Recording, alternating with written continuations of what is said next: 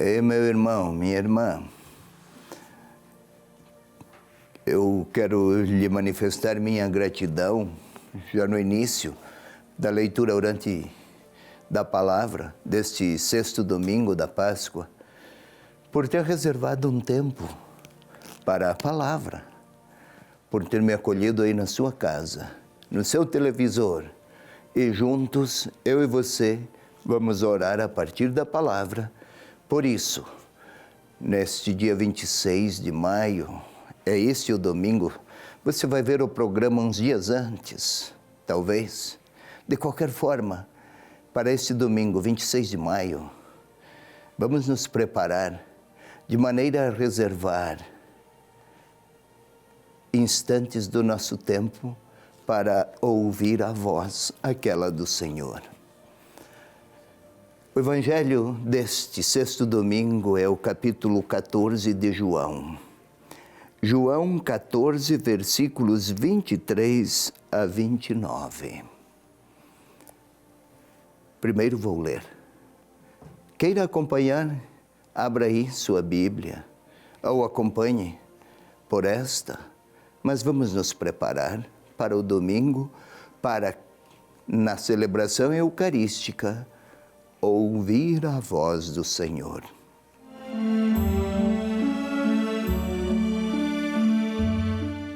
Começo, 14, João 23, 29. Respondeu Jesus a Judas, não o Iscariotes: se alguém me ama, guardará a minha palavra, e meu Pai o amará, e a ele viremos, e nele estabeleceremos morada. Quem não me ama, não guarda as minhas palavras. E a minha palavra não é minha, mas do Pai que me enviou. Essas coisas vos disse estando entre vós. Mas o Paráclito, o Espírito Santo, que o Pai enviará no meu nome, ele vos ensinará tudo e vos recordará tudo o que eu vos disse. Deixo-vos a paz, a minha paz vos dou. Não vou-la dou como o mundo a dá. Não se perturbe, nem se intimide o vosso coração.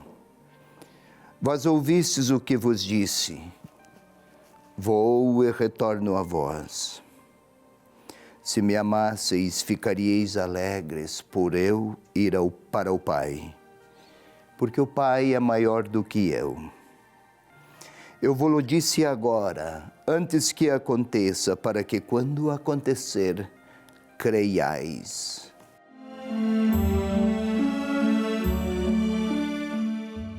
É esta a palavra do Evangelho deste sexto domingo, 26 de maio, sexto domingo da Páscoa.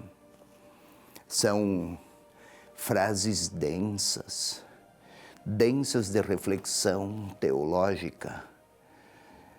São marcadas por uma profundidade. João foi um grande, João, aquele autor do quarto Evangelho, um teólogo por excelência. Foi um dos grandes teólogos dos dias da igreja primitiva. Ele é Paulo. Mas vamos aqui compreender. Estamos no capítulo 14. É ainda aquele discurso de despedida de podemos observar aqui que algumas frases que apontam para um tom de despedida. Se me amasseis, não vos entristeceríeis, porque eu disse que vou para o Pai. Eu vou, mas eu retornarei. Estarei, eu e o Pai viremos, faremos nossa morada. É toda uma temática de quem está de partida. E partida para a morte é o caso de Jesus. Qualquer um, quando um grande homem, um grande nome, uma grande pessoa parte, para quem sabe da grandeza da pessoa que está para partir, as últimas palavras suas são as mais relevantes e que permanecerão na memória daqueles que tiverem participado da história, da vida e da vivência de quem está para partir. São as últimas palavras de Jesus, então o evangelista pretende que o leitor acolha como daquelas mais relevantes em termos de sentido. Ainda quero recordar, depois do lava-pés, eu estou no capítulo 14, o lava-pés é no capítulo 13. Depois do lava-pés, Jesus começou um longo discurso de despedida, que vai desde metade do capítulo 13, 14, 15, 16, 17, são quase 5 capítulos de um discurso de despedida. Vez por outra interrompido por alguma pergunta de algum dos discípulos. No nosso caso, é Judas, não Iscariotes, que diz, Judas Tadeu, assim chamado, Senhor, por que te manifestarás a nós e não ao mundo? Jesus vai para a cruz e isso é tido como manifestação da sua glória. Mas ainda os discípulos, nem Judas, ainda não compreendem. Então, por que te manifestarás a nós e não ao mundo? Não se trata de se apresentar ao mundo com uma linguagem compreendida por quem deseja poder e grandeza. É esta a linguagem de uma cultura mundana, digamos assim. Porque te manifestarás a nós para compreender que aquelas palavras de Jesus, o seu projeto, o seu gesto do lava-pés e todas as obras que praticara desde que começara a atuar, tudo aquilo era manifestação da glória, do amor, mas glória no Evangelho de João é equivalente de amor, um amor que não se fixa em poderes, mas que se concentra em solidarizar-se com humildade ao lado de quem deseja a salvação. Não é manifestação de poder, mas de afeto que salva. Se alguém me ama, guardará a minha palavra, e meu Pai o amará, e viremos nele e estabeleceremos nossa morada. Vai, volta.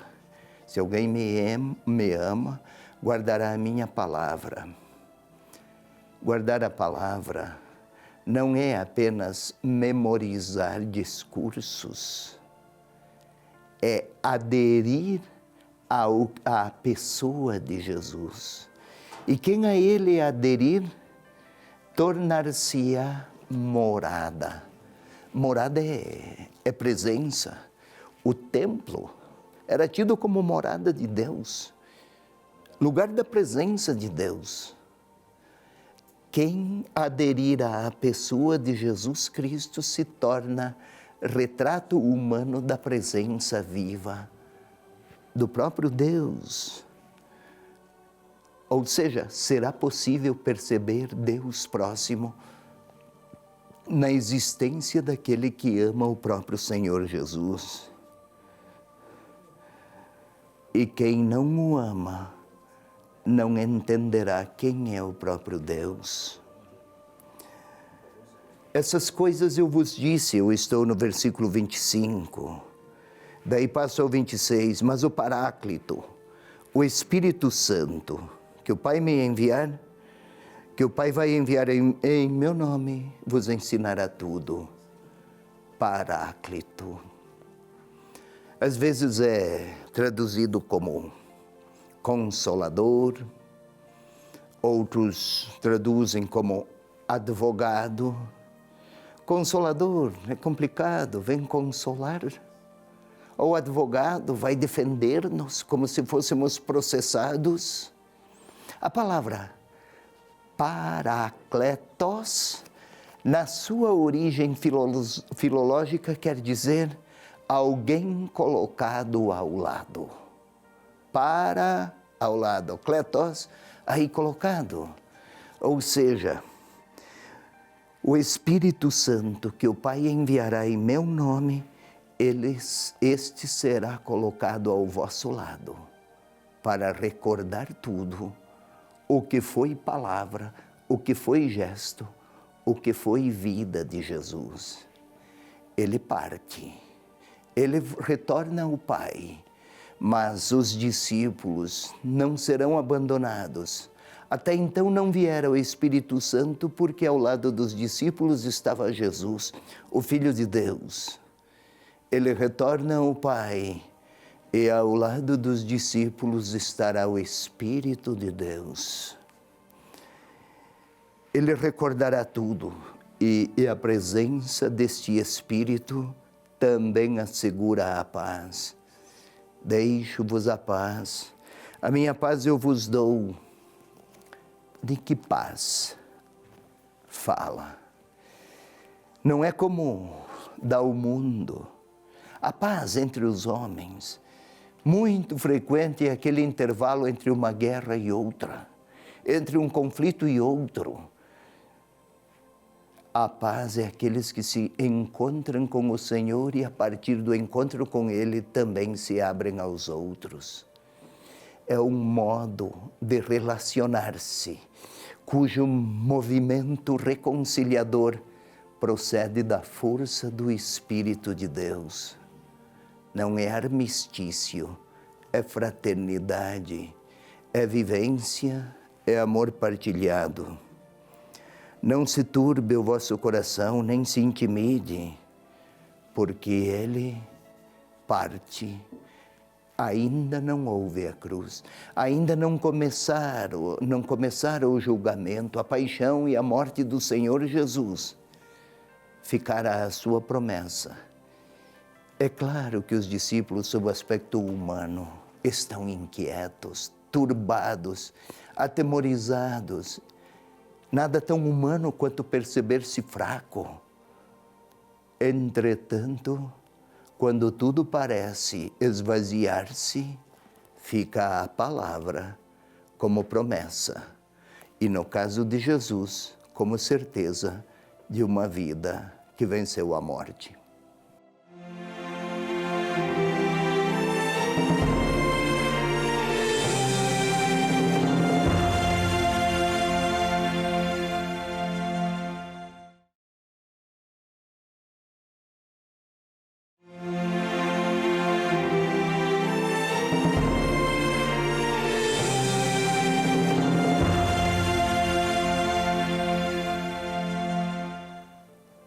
Vamos, pois, meu irmão, minha irmã, à nossa segunda parte da leitura orante da palavra deste sexto domingo, 26 de maio. É o Evangelho de João, capítulo 14, versículos 23 a 29.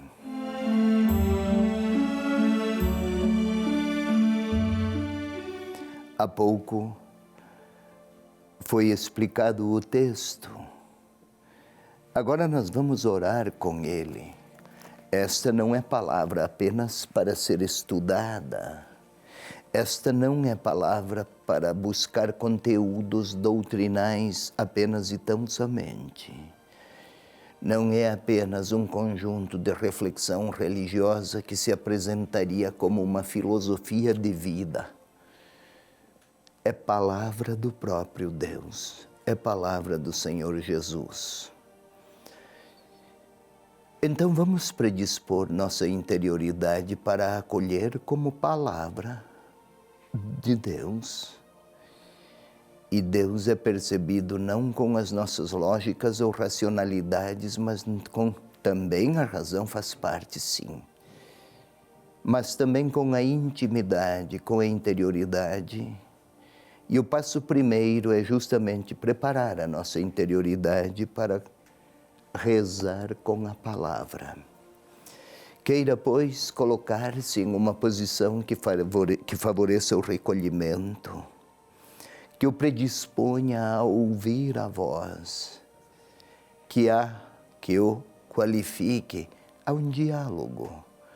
Vamos recorrer aqui à leitura, à compreensão, à oração, também à imaginação. Queremos orar com a inteireza de nós mesmos. Para a pacificação da própria interioridade, queira fechar os olhos e respirar lentamente, como que sentindo que o ar entra pelas narinas, passa pelas vias aéreas todas, chega à garganta, vai até os pulmões. Respire lentamente uma primeira vez. Inspire lentamente. Sinta o ar a impregnar a interioridade do próprio corpo. É com o corpo que oramos. Sinta o ar como que vida que abastece os pulmões e o seu corpo, o meu corpo, vive. Sinta o coração a bater no seu peito, como que uma bomba que bombeia vida, que envia o sangue pelas artérias e todo o dinamismo biológico se mantém ininterrupto.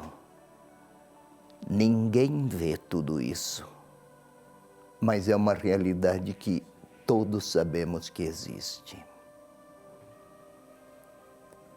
E agora vamos transpor-nos do nível físico para a transcendência, para aquela interioridade de nós mesmos onde ninguém tem acesso a não ser eu e meu Deus.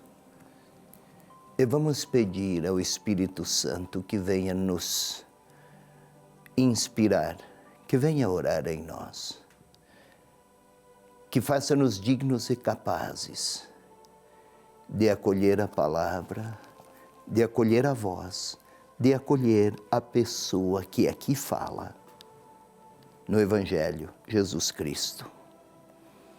Vinde, Espírito Santo, enchei os nossos corações da vossa luz, da vossa sabedoria e da vossa potência.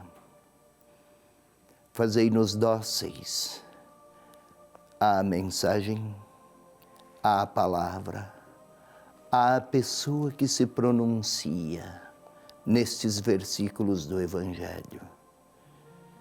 Que possamos acolher para além de ideias, para além de imaginações, para além de imagens, que seja a pessoa do Filho de Deus a ser ouvida, a falar dentro de nós.